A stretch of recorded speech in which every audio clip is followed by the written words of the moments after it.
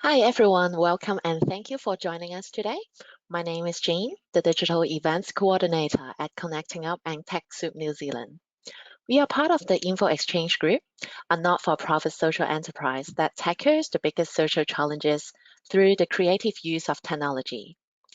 So for those who haven't attended a webinar with us before, so basically Connecting Up and TechSoup New Zealand facilitate the annual training calendar of online webinars, workshops, boot camps, webcons to help the social sector upskill all areas in digital. So please check out our training and education menu on our website for more events coming up.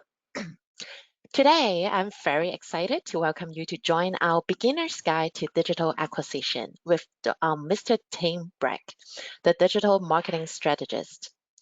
So Tim has over 15 years of experience running marketing campaigns and digital projects for clients, including nonprofits, education, IT security, banking, construction, retail, healthcare, and professional services. Tim has broad digital experience working across a wide range of digital areas, including search, social, web, email, content, strategy, analytic, and conversion optimization. He is committed to using data to transform strategies and creating dashboards for our clients' partners to see campaign performance in real time. So before we begin, we'll start a bit of housekeeping. So now all lines are muted. So if you have any technical issues, please type it into the question box so that I'll be here to assist you. If you have any questions during the sessions, please also type it in the questions box and Tim will answer them by the end of the webinar. We really encourage you to ask as many questions as possible to make the webinars as interactive. So no question is silly, but also note that your comments and questions will not appear to the entire group. So if you are on Wi-Fi connections and have multiple programs open, this might sometimes have a chance to affect the quality of the webinars. So if possible, please close all other programs to have the best experience. Please also note that the webinar is being recorded, and a link to the recording and slides will be sent to you in 1 to 2 business days. And finally, I would like to remind you there's a very short survey at the end of the webinar. So please help us to complete the survey so that we can provide our even better webinars in the future. All right, so enough for me. Now I would like to hand to Tim for the section today. Great, thanks so much, Gene, and thanks so much to Connecting Up for giving us the opportunity to give the webinar, and thanks to all of you as well for joining us today for this webinar. So we're talking Beginner's Guide to Digital Acquisition. And just so you know, yeah, today it's myself. So Tim, I'm digital marketing strategist at Marlin. Normally, I'm partnered with Samara Gentle, who's our digital fundraising strategist as well. She couldn't be here today, and always it's kind of a bit hard to do webinars with two presenters because you have to kind of pass back and forth a lot. But today it's myself, and as Jean's mentioned, I've got 15 years of experience in digital marketing. So pretty much working across a lot of areas that we're going to talk about today, and obviously more than keen to answer any questions you might have about what we go through or anything else that you might want to ask about.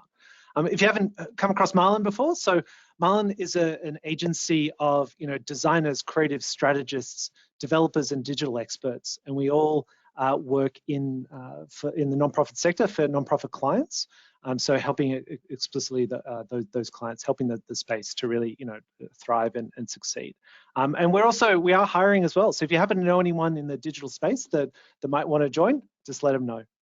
Anyway, on to the kind of more important stuff, which is what we're covering today in digital acquisition. So I found it to be a really interesting kind of topic to talk about, especially because it's so many different factors coming into play and so many updates and changes happening in the digital space to be aware of, because they definitely have an impact of the results that we see. You may have been aware of just recently, Facebook's been making changes to how they are allowed to track people through Facebook itself, and when people go to your website or your fundraising sites. So today we'll talk about things like direct to donation and some aspects of social campaigns. I'll give some thoughts around search and how kind of search, what role it can play or how search really works. We'll talk about TwoStep, where it's if you're not sending people direct to a donation and through the lens of fundraising, then there is two-step acquisition campaigns we can look at as well, which is generating a lead. And we'll kind of go into this in a lot more detail, but generating a lead and then having some sort of process to help people climb that mountain to become a donor. We'll talk a little bit about testing, just kind of a couple points there, and obviously we've got time for questions as well. So just type them in as we kind of go, and we'll get them to the end of the talk today. And anything we don't answer in the session, potentially we can look to send out that Q&A afterwards as well. You'll get a copy of the slides and a copy of the recording as well. So hopefully there's enough in there that you'll be across everything we go through today. If not, feel free to reach out to myself or to Marlon through our website or wherever else, and we'll be happy to answer questions that pop up. All right, so digital acquisition. Quite often when you come across digital and digital marketing and think about acquisition, a lot of people do talk about funnels, and they talk about funnels of, you might start off with awareness and consideration and people kind of falling through these phases to get to, and then they donate, and then we retain them and maybe make them into a regular giver over time as well. And that comes across a lot from more commercial spaces where organizations will use the same framing device. I do actually prefer a slightly different analogy, and this comes from Next After, where they talk about climbing a mountain instead. It kind of turns the model, more or less around the other way to say that it's hard. Like it's a long process to get people to decide that they want to actually give to your organization, to be involved and engaged in your cause. And you might be starting off from this process of, okay, they are aware and they're making these little decisions over time. And then eventually they might get to this state where they are ready to give and to be involved and committed, to your organization for a period of time. There's no sense of gravity, just someone falling down a funnel. There's a lot more inertia involved in that, and it's definitely can be a real challenge that we come across with digital acquisition in particular, and convincing people and having people buy into a particular cause enough to become a supporter. So I really like their kind of framing of that and their analogy of climbing a mountain, and it's our job as fundraisers to help the donors climb that mountain and to make all the little decisions along the way to get to that kind of big point of a decision to make. Really useful kind of framing device as well. Again, the gravity, and when you're looking at a lot of digital marketing resources out there, a lot of it's framed in that funnel, and a lot of it's framed in commercial context where people may need some of the services and products on offer. Whereas in nonprofits and a lot of the fundraising side of what we look at, there can be a lot more inertia involved there, a lot more kind of convincing and a lot more emotive kind of engagement that needs to happen to get people to that space where they might become a donor. So today we're really looking at a couple of types of digital acquisition. One is that direct to donation, where we're kind of saying to people, we're putting up ads and messages out there which are like, hey, come support this aspect of our cause, our organization, or this particular appeal, or whatever it is, but we're sending them straight to the top of that mountain. And the other one is more of a two-step, where we're looking to generate a lead, and we'll kind of get into what is a lead and how we define these things. Well, we're looking at two-step where it's like, well, it's not we're not getting them all the way up there, but we're trying to get their contact details, and then maybe we'll offer some other communications and try and get them to make those decisions over time. And then see, how many of those people will become a supporter or not through that process.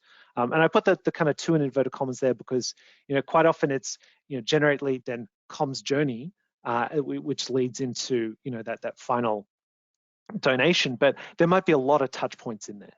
And it's not necessarily that it's, first day lead, second day donation. It can be over an extended period of time as well. So two-step is just kind of an easy placeholder name for what actually might be a longer process than that. So we're looking at these two different aspects today, and when direct to donation kind of works well, and a lot of different factors to think about when it comes to two-step donations. Two-step process as well. So direct to donation. All right. So from an earlier analogy, when we're talking about this kind of climbing the mountain, sending people, particularly a cold audience, direct to a donation form, an audience that might not know you, might not be invested in your cause, is kind of like just parachuting someone into the top of that mountain. It's not necessarily going to work all that well. so there's this expectation that they're just going to immediately be bought into the cause and into what we're asking them to do.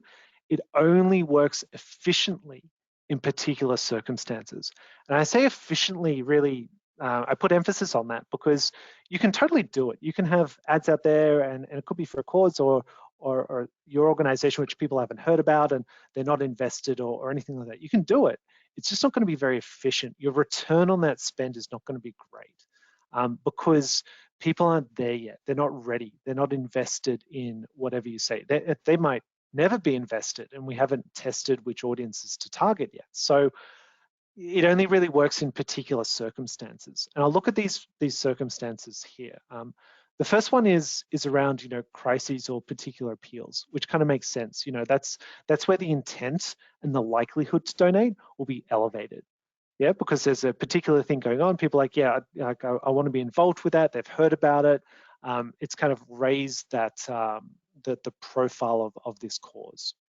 So be it, obviously the ever ongoing COVID outbreaks and the repercussions that has had on certain communities, be it the bushfires in Australia and the tremendous response from a lot of people to supporting a lot of the efforts around that and helping people out, to things like the refugee crises or environmental catastrophes. These things as well, like they're crises, they're urgent, they're timely things that occur where the likelihood that someone will give, the efficiency behind the campaign is elevated straight away. So it actually is like, yeah, it does make sense to put out a campaign around this. And it does make sense that when people are in this mindset, that we can send them direct to donation rather than having to go in this roundabout loop of generating leads and having a big comms journey. We might be able to send them straight there, and it might be efficient enough that we're happy with the results. And things like the bushfires is a great example of that, of just having those ads up live. The people who got in early on that and were able to help others really early, like they did, the fundraising worked really, really well for that. So it's it's good to know when people are in that mindset, when can we jump in with this sort of message and how to send them to a particular place. Another one is the time of the year. So at tax time and Christmas time, it's a great time to have those donation messages going out there because, again, that frame of mind and the likelihood to donate is increased off a much lower rate in the rest of the year. When there isn't necessarily a framing device of, oh, it's Christmas, it's a time of year where we might support people, it's a winter appeal or a tax appeal. Tax has all the messaging around, tax deductions and tax deductible gifts, which people will respond to as well. So these are just kind of good messages to be able to put out there. And again, it might be that you're remarketing to people that already know you. And again, I'll kind of talk about that in a little bit. And it's just that additional message for them to see, to give as well. So examples, just a few that, we tend to take a lot of screenshots of ads or go to the Facebook ads library as well, just to see the different creative that people are putting out into market. These were just examples that we saw from last year's tax appeal. Again, coming up to that 30 June, we see like a large flurry in that last kind of 2 weeks of people, a lot of organizations putting out ads. And you'll probably all know that once you have done one donation, you will see the ads for donations to pretty much every other organization because Facebook will assign that particular interest to you. And we even see the messaging get really, really explicit when it comes even closer to, a couple of days before the end of the financial year, kind of really giving emphasis to that, the tax, the time of year it is, that's the end of the tax season. So that's kind of one time where it does make sense to put out ads. It does make sense to push people to the donation. Targeting people who know you can work really, really well. It may be that you have their contact details and you can remarket to that specific audience. It may be that they've been to your website. It may be that they've engaged with you on social, and that could be that they've commented or liked a particular post you've had that you've done within the last however long, 2 months, 6 months, 1 year. You can target all of those audiences, together or distinctly, I should say. So we have all these kind of mechanisms for targeting people and be like, okay, direct to donation, they kind of already know us, or it's totally cold audiences as well, which we'll put those into market too. I think for large organizations, someone like a Vinnie's or a Salvo's, being such a large nonprofit, like they do have an advantage where people just know them. Like it's not that you have to come across the salvos and be helped by them to be aware of the work they do in the sector, they do have big names. And so when they put out ads to a cold audience, typically a lot of people have already heard of them. So they do have a little bit of an advantage in that space. But still, you can target by interest as well. So it might be you're sending direct to donation, but based on interest in particular causes. That could just be breast cancer awareness, for example, or homelessness. Like there's lots of different interest targeting we can do through a platform like Facebook and other social platforms as well. Okay, so we have these types of ads, direct to donation, and the consideration of, well, what if we're just doing these ads at a time of year where that likelihood to give is raised off this kind of baseline that we might have in the background. Okay, so the intent, the likelihood is kind of the consideration there with direct donation. And as we've kind of spoken about, it can really help if you are targeting those people who know about you. So as I just kind of mentioned before, they might know who you are, they might care about what you do, so they have a link to the cause. We can remarket to them. We don't have to have their contact details. It does help, but we can remarket to those people. Other techniques we can do off that are things like a lookalike, which is telling Facebook or another platform to show the ad to people who are similar to these people. So it's a lookalike based on that, where it might be that Facebook can figure out enough about an audience to say, oh, these other people are actually really similar to those. So I'm going to show the ad to them as well and see if they respond to it too. Okay, so there's a few different kind of ways that we can create audiences and create the targeting in a platform such as Facebook to show the ads out to people direct to donation at the right time of year. If we're not doing just strictly donation or lead, I did want to put that in kind of context of, donation and lead, they're kind of at the further end of what we're trying to do. But there are kind of methods or objectives that have less friction, that are easier for people to do. There's less buy-in or engagement with a cause they have to have. And so these are kind of common ones that we can set up and kind of go for. So one would be reach and awareness, where we want people to see this message. We want to go out to as many people as possible through these platforms and kind of spread this message around as far as we can, which is the kind of easiest type of campaign to do, because you're just saying, hey, Facebook, here's a pile of money, just show this to as many people as you can, right? And that's what it will do. It'll go out and get the best reach and awareness possible. Now, just because people see something doesn't mean they engage with it, internalize it, or care about it. So then we do have these other objectives we can choose, which are actually a little bit more tangible now. Something like post engagement, which is where someone will interact with a message, such as a like, a comment, a view, a share. And a view it can be a video view as well, so watching a video that you put up. So there are these types of post engagements they can do on platform as well. So that's when we want people to be just a little bit more than just see it. We want them to interact with it in some sort of way. Now that can be a little bit tricky. It could be a positive comment, it could be a negative comment, right? So that's where your ability to monitor what is happening and just kind of respond to it is actually kind of important to be able to do. So hopefully you haven't come across too many negative situations, but if you have, and I know like a lot of organizations do, you've got kind of responses that are ready to go. A common one we'll see is that, where does the money go? Does it really get to the beneficiaries? And a lot of people will have that page ready on their website to go, where they'll talk about, the proportion of the funding that goes to beneficiaries or that's used for other things as well. Okay, so post engagement can be another objective that we go out with. Third one there is click, which is traffic. So we're trying to get people off platform to our actual website or to a landing page. So again, a little bit more engagement, and there has to be a little bit more of a reason to why they're leaving where they are, why are they jumping off Facebook. No one's on no one's on Facebook for the ads. Okay, so we're trying to show them this narrative, this message, this communication to get them to do something, and it has to be kind of tangible enough or engaging enough that they actually want to do that, right? So it has to kind of overcome a lot of those inbuilt barriers. And then we get to the really tangible ones. So one is a lead form, so which is a lead generating, and that's where they will fill in a lead form either on Facebook itself, or they'll come to your landing page and fill it in there.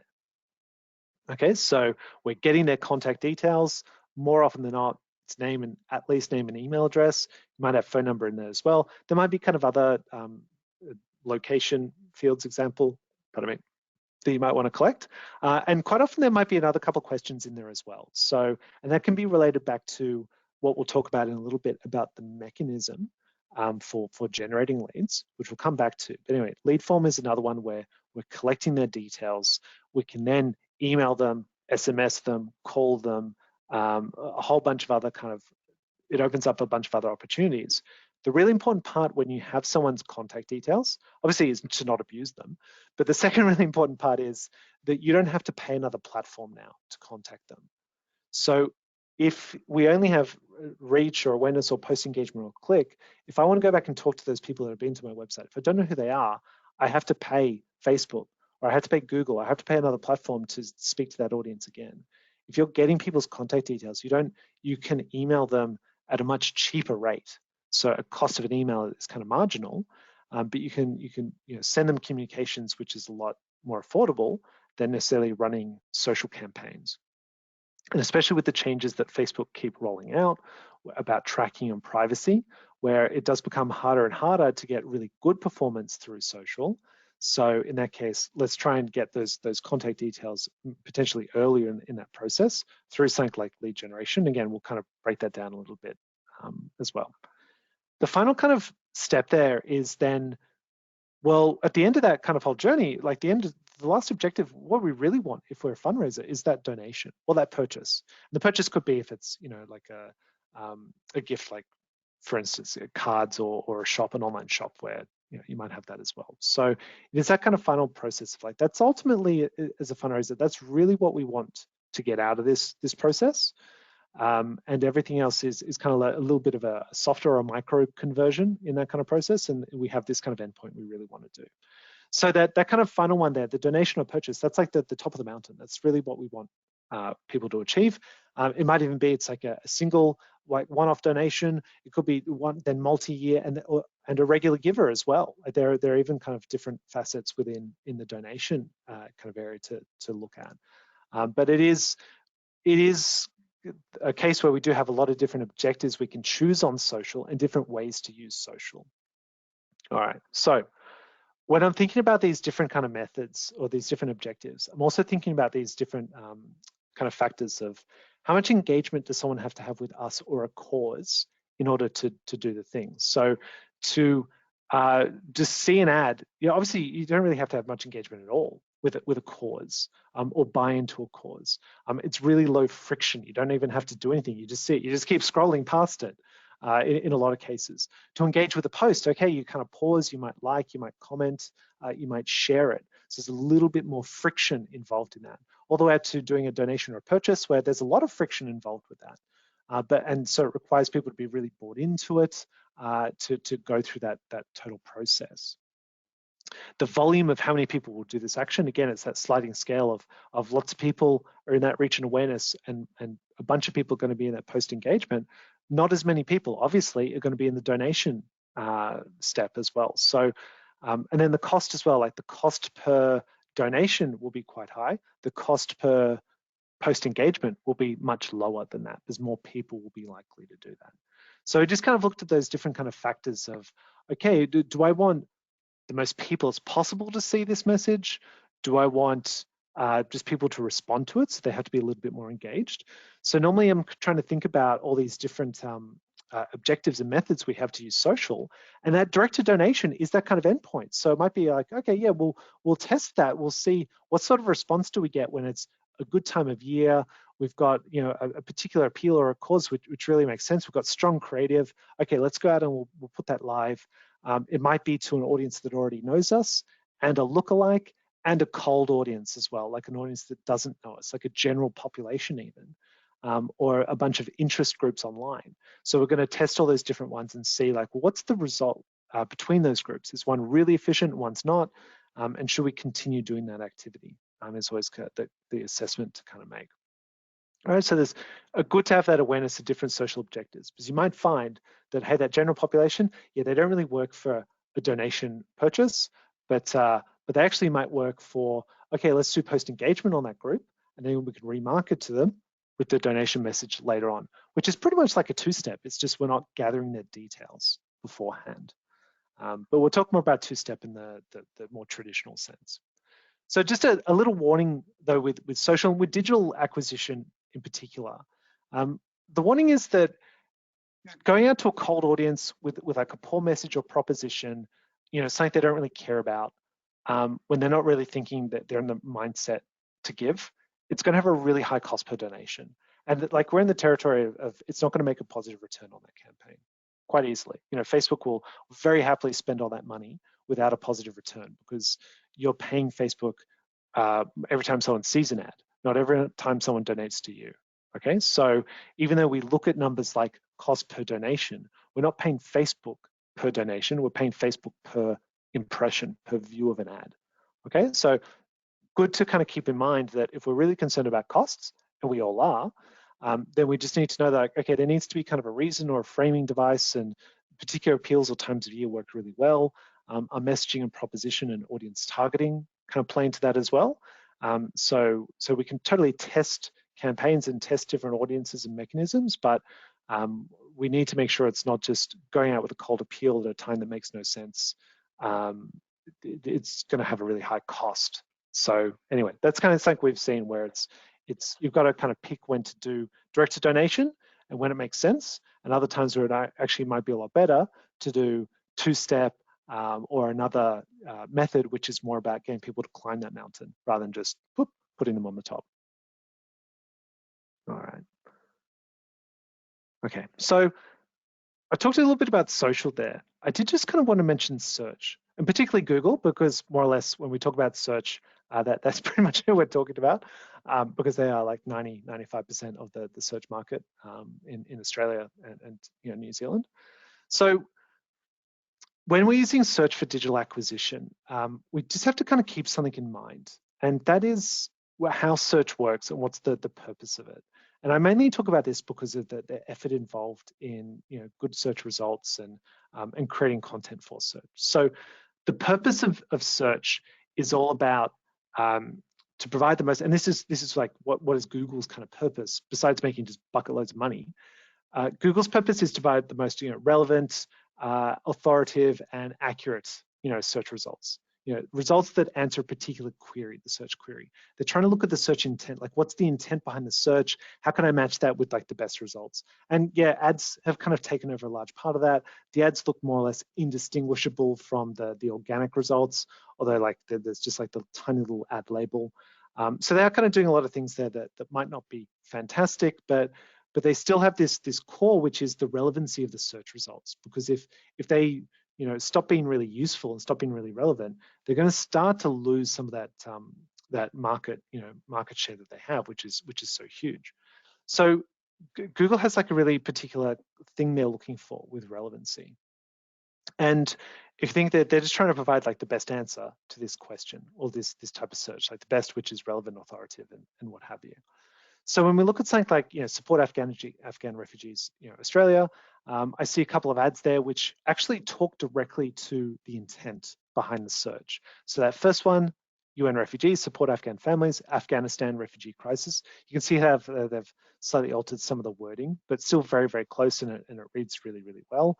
The second one there for Caritas, help Afghanistan, your support is needed. Okay, talking to the need as well there. So they both talk to the intent behind the ad. And then also this kind of final step, which is like, oh yeah, there's a landing page. There's a page that I go to, which is also really important and also talks to the intent behind the search. And Google does look at that too, because it's looking at, do I come straight back to search results or do I stay on that page for a little bit? And Google will look at that to be like, do I just bounce back to search and go to another result? Of being like, how well is that page performing to the query? So the one UN refugees does highlight, like it does go straight to crisis in Afghanistan. Okay, I know I'm in the right place, right? From the intent behind my search. Caritas one doesn't kind of as much because you had to scroll down a lot more to find even the word Afghanistan. They seem to have kind of regional pages, which I understand why, because it's probably like from a time and resource point of view, it's a little bit easier. But from a linking it straight back to the search intent, probably could just be a little bit tighter. But again, that's another point, because there's considerations like resourcing we have to factor in. But I guess the point here is just to think about, oh yeah, okay, so these searches are relevant, so that the results are relevant to the search. The landing pages, well, the UN refugees was like really clearly related, and the Caritas one was eventually a little bit further along. But there's that kind of relevancy there. We can see that relevancy. And it's really important because people aren't just searching like, oh, who can I donate to? They're not just like, my money is an encumbrance and I must give it away to people I don't know about or to causes I don't care about. That's not how people work, and that's not how they use kind of search. Interestingly, when I did do that search, I did get a couple of results, more likely because they're bidding against the donate keyword rather than who can I donate to. That's beside the point. It's interesting to think about, because it's like, okay, well then what types of searches should I be getting traffic for acquisition? And search doesn't really work if people aren't looking for the information that's on your website. So, for example, I worked with a few organizations, and particularly organizations that might be smaller, and there's just not as much content on their website. And again, that's totally okay, but it's just something to factor in when you're looking at the different channels that are available and the different activities you can do. So in this example, it's the navigation from a website where they might have ways to help, donate, who we help, our blog, and about us, which is really, I guess there's nothing, people are only coming to the website if they're looking for that organization. They're not searching for a particular cause necessarily, unless it's in the kind of our blog or maybe the ways we help. But it's really hard to have like a broad appeal in search with that sort of website structure and the content I know that's in that website.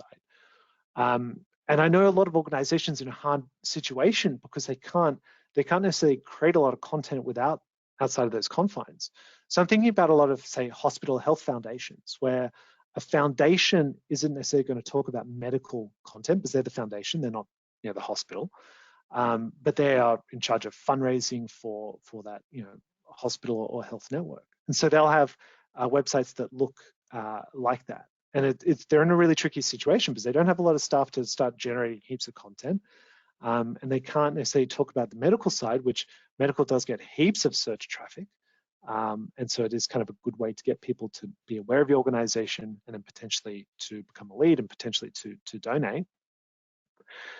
But what we have to think then is, okay, well, how are we going to use search? And in that kind of case, it'd be like, well, if you have more narrative content, more content about, stories of people who have come to your hospital or who have used the services of your organization, then that's great for social. It's not necessarily great for search. Okay, so search is when people are looking for the information that you have on your website. Social is where they're not looking for it. They're not really looking for you. They just happen to be on Facebook or wherever they're on, and you're saying, here's this thing, here's this story, or here's this kind of message. And maybe they are interested and intrigued and they want to learn more, or they want to support you. Maybe they don't. It just kind of depends on what's going on. So with search, effective search really sits with these three factors in mind. So search is about the problems and the questions, like what are people searching for? What are their queries? What are they literally typing into Google? And what's the intent behind it? And then what content do we have available on our website? Because that's where search really goes. It goes to the website. And then what's the purpose of our organization? Like, what are we trying to do? What's our cause? The reason why it's the intersection of those three is because the problems that people have in their website content, well, that's really your search optimization. That's like your how can we drive as much traffic as possible from search. But traffic that doesn't help you, doesn't link back to your purpose, might be traffic that doesn't actually do the donation or gets involved with anything. So it's kind of like, it's just traffic for the sake of traffic. If people have a problem or a question and it really links to your purpose, but you have no website content around it, well, then they're not going to come to your website because you're not answering that question. You're not addressing that problem or that need or whatever they have. So there's no reason why Google would show you in search results because you don't have that information. And likewise, website content that links in with your purpose, but isn't actually relevant to what people want to know about, their questions or problems. Again, we all have content like that on our website, and it's totally fine because the About Us section, which might talk a lot about, your board of directors, for example, which people aren't necessarily really searching for, but they might be interested once they come to your website, and a very number of people will need to see that, and that's totally fine. But I'm talking on the whole, like, is there more content there that people are looking at? If there's not, then it's not going to be an effective channel for you of acquisition or even just of supporting your organization. So search really works when those three can come together. And I know it can be a bit tricky at times to get that, because it does take time to develop the content, to look at the problems and the questions that people might have, to make sure all links in with the purpose of your organization and how you help people that you do, or causes that you do. If you do have low budgets in search, if you haven't heard of it before, Google does run the program Google Ad Grants, which is $10,000 per month ad spend for paid search for free. So you don't have to pay for that. There's an application process to go through where you just have to go through a couple of steps there, which does take a little bit going back and forth, but all up it might take 2 weeks to get that grant. Highly recommend going through that process, because again, you can use search then for testing. You can use the ad grant, for testing keywords, for testing messages, for seeing what works and what doesn't work. And then you can take those learnings into other areas, like your actual paid search account, like a real paid search account. It might be that you want to turn on real ads at a particular time of year, or whatever it is. So it's a very useful tool to have when it's, particularly because it's it's free. It's free kind of spend there to have. All right, let's talk a bit more about the two-step, which I've kind of alluded to a bunch of times and kind of touched on, but go into a little bit more detail, which is really talking about generating a lead, and then what happens after that, something that happens after that, which is again, starting with a lead, which is just a person. In the end, we have a conversion, which is the donation, or it could be a different type of conversion, but more or less we're talking about fundraising here. And then in the middle, this thing happens, like, oh, this magic happens, and then we, at the end comes all this money, which is okay. Well, let's kind of look a little bit more into that, and each kind of step in this process. All right, so a lead is contact details. It's like a person who may convert or maybe kind of a bit more engaged in the future. We're not trying to get them to convert right now to do the thing, which is more than likely a donation, but potentially in the future, we're trying to assess, okay, of these 100 leads we've gotten, like a bunch of them will be great.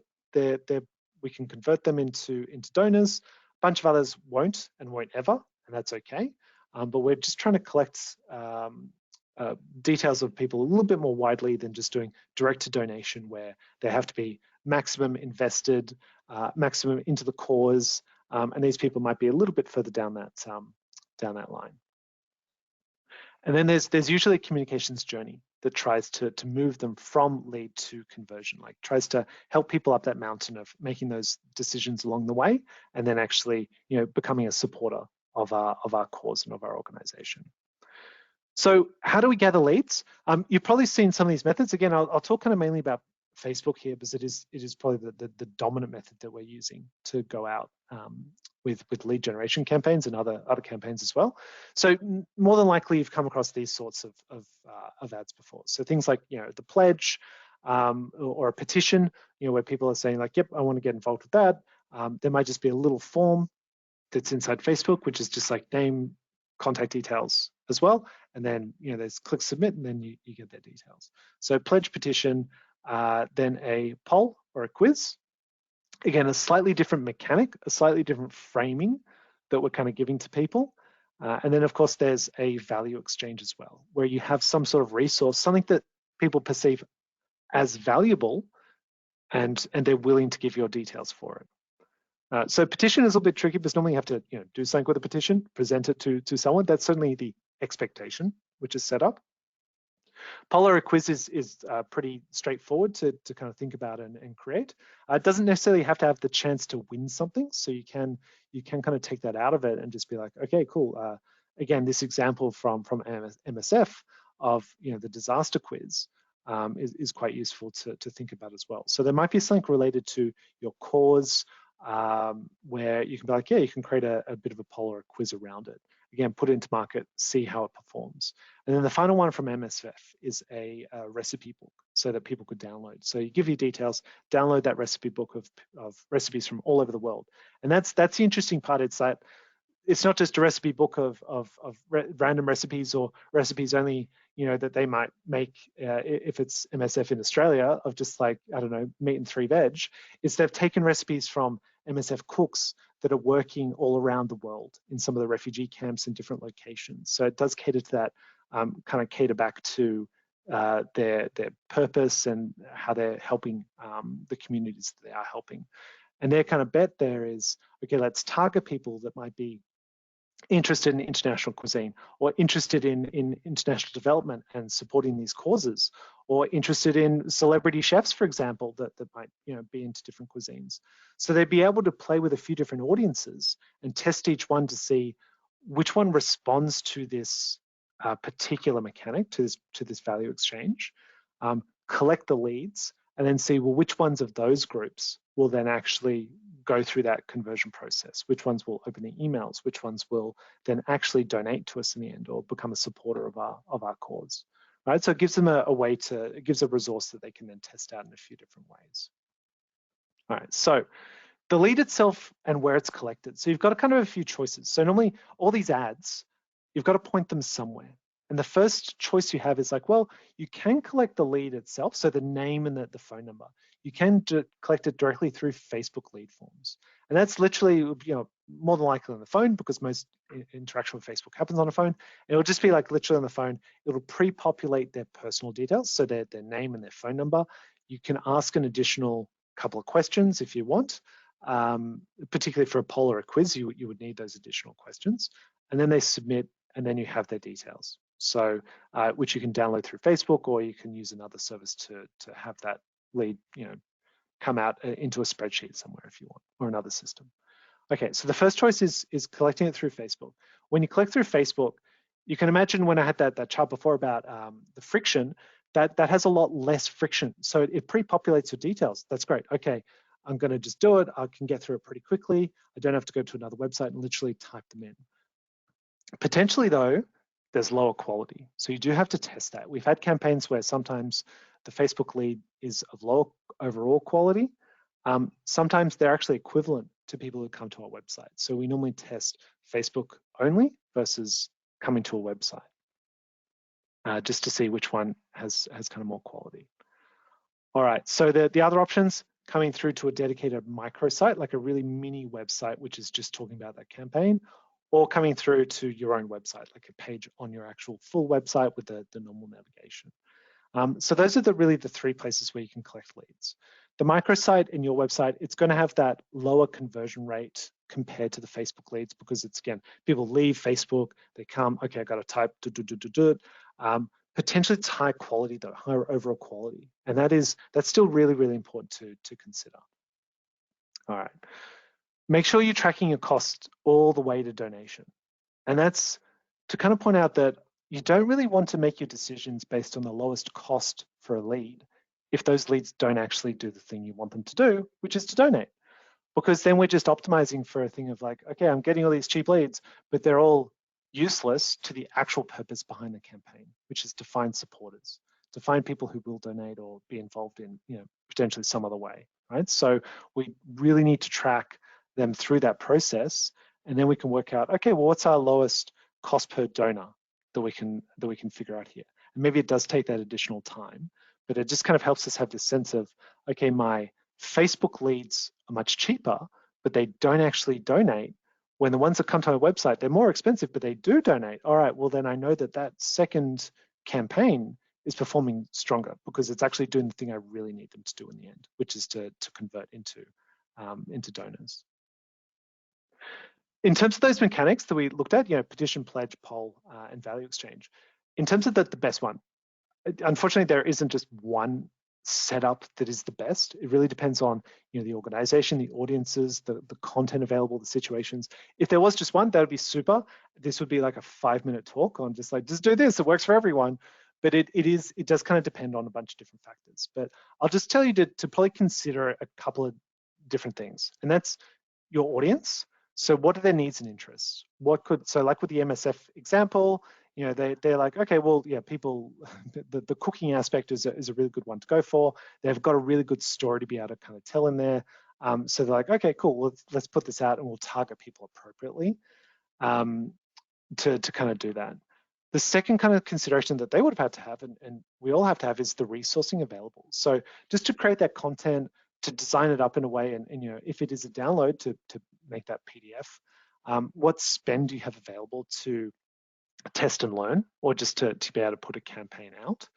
And if the spend is like, oh, you have like $100 or $200, it's like, okay, that's probably more like you're going to boost a couple posts, but it's not a full campaign, which is more like a couple $1,000s at least. And again, we kind of scale all the way up to tens of hundreds of thousands of dollars in terms of campaigns, but there's normally a lot of testing and learning that comes first.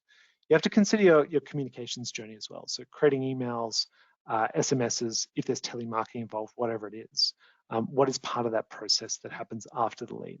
And the last one there, which is content moderation, which is now more important, because before it was that comments, you weren't liable, but with the recent court cases in Australia, the whole liability for comments is kind of called into question. And I know some pages are turning off the ability to comment on their posts. But anyway, it's still something you would be looking at or would be considering for all your normal organic activity. And it's just, if you have ads going out with more content, there'll be more comments. So it's just something to kind of factor in. So you have to consider the audiences, what they're likely to be interested in or what you want to test. And then what resourcing do you have to then kind of back that up to run a decent two-step campaign behind it. So yeah, best thing to do, I always kind of talk about, is testing, because I've seen results for example, the Facebook lead ads. Like I've seen in terms of like cost, like they could be $2, they could be $20 or $25, just depending on a lot of these factors coming together. For leads generated on your own website, again, they could be like $3, they could be like $70. It just kind of depends on these factors coming together. And again, we've seen both ends of that spectrum. It just kind of depends on a lot of the particulars. But normally what we're doing is just benchmarking and testing, and then iterating over time to improve. So how we know if our campaign's really doing well is you're going to look at those volume numbers. How many leads do we generate? How many donations do we get? What the revenue is? Maybe what the return on money is, which is more efficiency. So we're thinking about a lot of the volume, and that's great, and report on that, but also look at the efficiency. By efficiency, I mean things like, what is my cost per lead if it's the two-step? How much am I paying on that? Because I might have 2 separate campaigns, or even 2 separate ads. Ad 1, ad 2, a little bit different, maybe they have different images. And I can look at my cost per lead for ad 1 and cost per lead for ad 2. And I might find there's a difference there. There more than likely will be one. It might be that ad 2 is 20% cheaper than ad 1. And if I can track it all the way to donation, that's great. I can figure out, does that discount still hold? And should I stop showing ad 1 because ad 2 is doing much better? Okay, so we're looking at the efficiency of our campaign, of our ads, of our communications journey. So things like the conversion rate of leads to donors. A lot of these leads are not going to be particularly useful for you. They're just people who took that quiz, but they're never going to donate. And it doesn't matter how many comms you send them, they might just unsubscribe. That's okay. We are, in a sense, just trying to collect those leads and trying to sift through them to find the ones that we can help climb this mountain to become a supporter of ours. So considerations further on are things like average donation amount, and that then comes off to, are they a recurring giver or one-off, and then things like churn as well. So those are normally the numbers that we're kind of considering when we're looking at these campaigns, and just to optimize them and tweak them as much as we can over time. If you're looking for more benchmark numbers, benchmark stats, there's an organization, M&R Benchmarks. They have predominantly US benchmarks, so it's a bit kind of hard with Australia and New Zealand to kind of know the difference, but it kind of gives you a ballpark sense of what they're seeing, and they have like 500 odd organizations with their benchmarks. So it is pretty useful for getting a sense of what the costs kind of look like in those cases. So it's a pretty useful resource to check. So with that second step, we'll just kind of go through a couple more slides, and then we'll open up for questions. So after that lead has been acquired, we've got to do something. If you're not going to do anything with the leads, and again, I know sometimes it just kind of happens, but there isn't really much point collecting them. Okay, so it's really a case of it's the whole program or nothing. And that whole program would be, oh, there's some sort of journey. There's like, so we collected the lead, we've got to do something with it. And that might involve email, it might involve SMS, it might involve, you know, a phone call. It could involve other things as well, but those are going to be the predominant ways that we're going to work a communications journey. And it might look something like this, you know, collect the lead, immediately they get the confirmation, thanks so much, like talking about the cause with a donation ask. That could be an immediate communication. And then it might be in one or two of the other ones as well. Other comms come through, could be a note or a message from a beneficiary, could be a message from the CEO or someone else in your organization or other kind of stakeholders to the cause. If there are resources, could be a phone call as well, just to see, okay, will people actually become a regular giver if there is a phone call in that process? Or at least at what rate would they? And is it economical to have that in the process? Again, you might have to test that to see on a certain number of them to see, yes, it is, or no, it's not. And then, you know, bulk out the rest of the email communications off the back of that. All right, so it could look something like that as a journey for people stepping through those, that kind of process. So finally, just a couple of thoughts on again, that kind of testing thing. So if you are looking at testing, it isn't necessarily easy to run heaps of experiments all the time, especially if you have a limited spend, but what you can pretty easily test, okay, are we using a pledge? Are we using a poll or a quiz? The value exchange might take a little bit more resourcing, so at least, you know, pledge and poll, that's pretty easy to get up and running. And the petition is a potential, but again, the expectation normally is that you'll do something with that. So the mechanic itself can be tested relatively easily, especially if we talk about those two. Then the imagery and headlines, so the actual ad itself, that can be tested pretty easily too. So it's image one, image two, ad one, ad two. And the headlines, again, come up with a couple of variations that might talk to different aspects of what you're doing.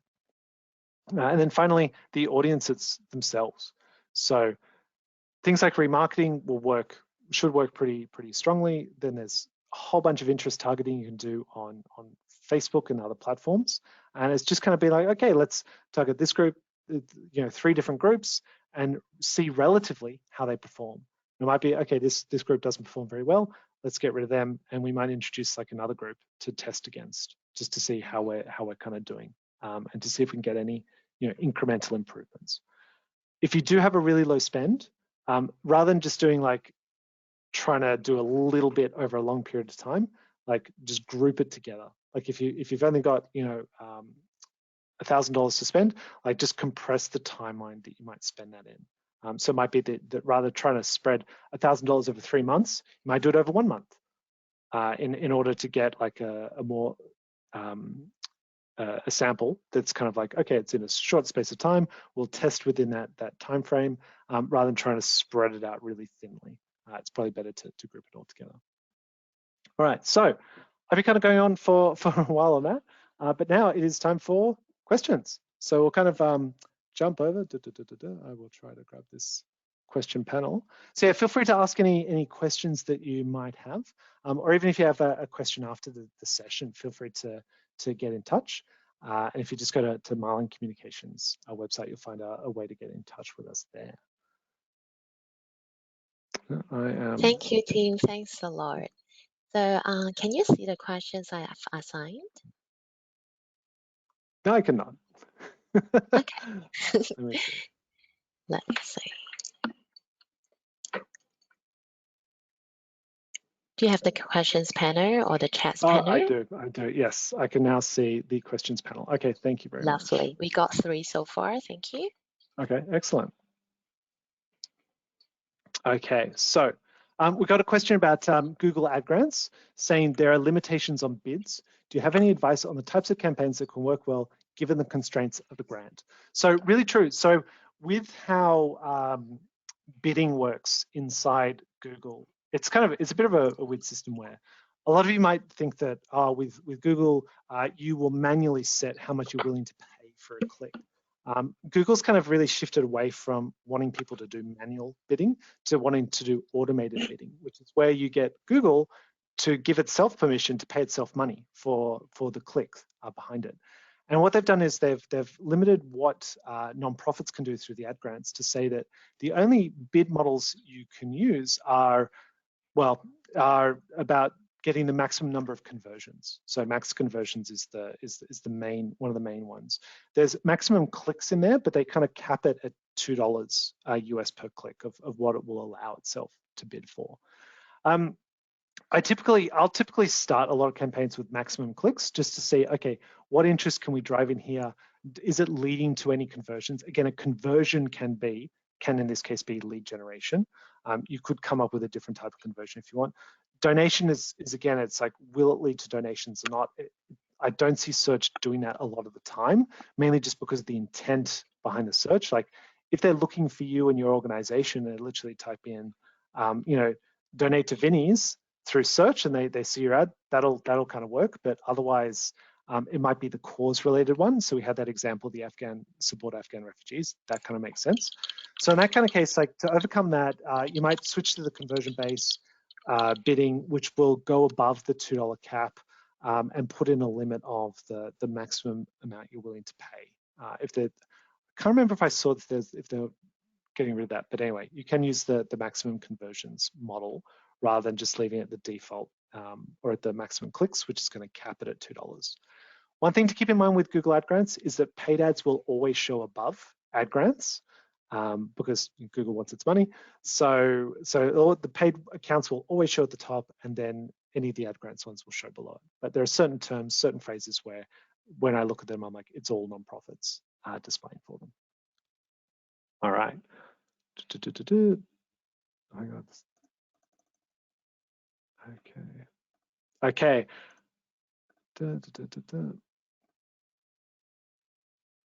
So I'm just kind of looking at a couple of those questions. Okay, so are there any budget recommendations for testing social for the first time? Do we need thousands of dollars to run a pilot or just a few hundred? Does it differ when advertising on search? That's a really good question. I'd say, again, testing on search, again, if you can do it through the Google Ad Grant, that's great. Then you don't have out-of-pocket expenses for like the actual ad budgets.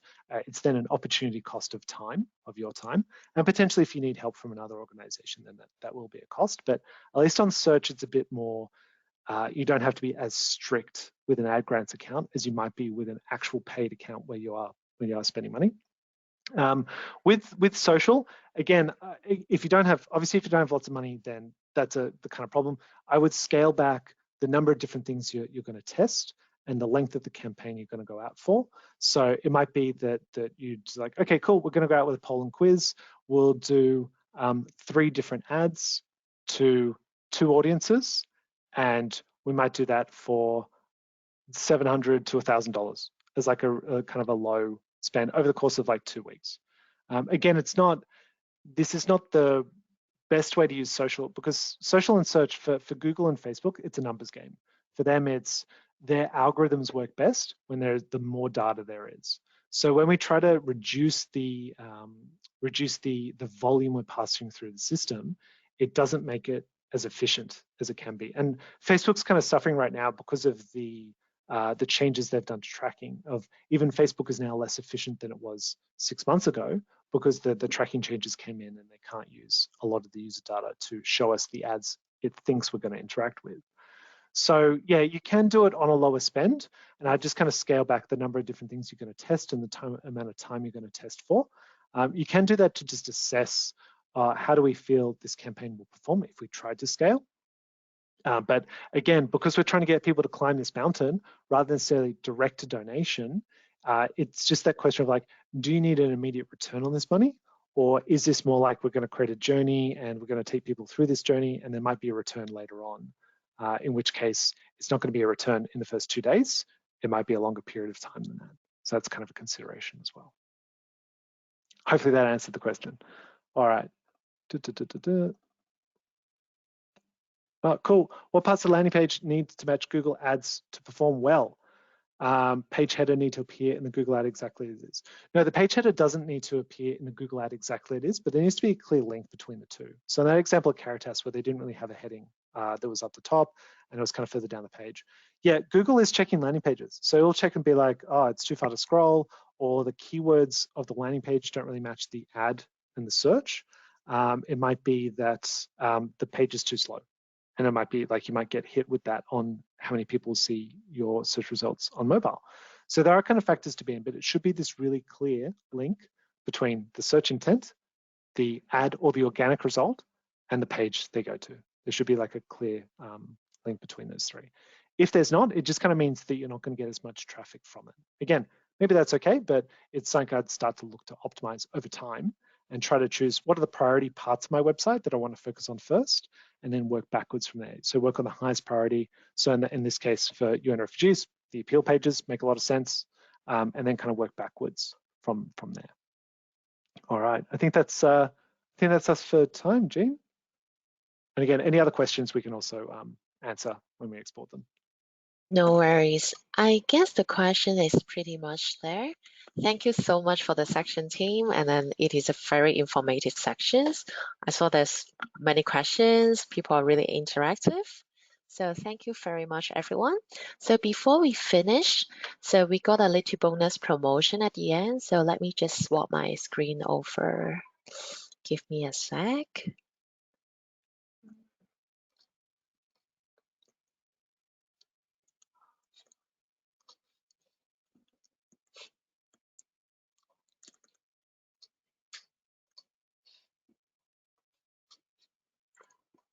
Okay, so can you all see my screen?